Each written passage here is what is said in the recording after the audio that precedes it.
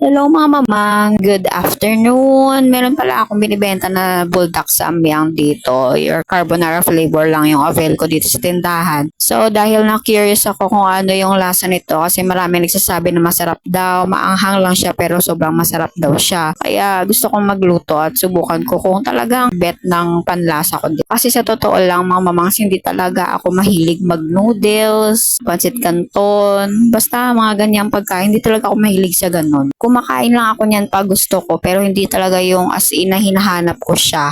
Ewan ko lang pero hindi ako maarte mga mamangsa. Kahit anong ulam kinakain ko, wala akong pili sa ulam. Ito lang talaga, hindi lang talaga ako mahilig sa mga ganitong mga pagkain. Lalong lalo na hindi siya familiar sa akin dahil from Korea siya at ngayon lang talaga siya matitikman.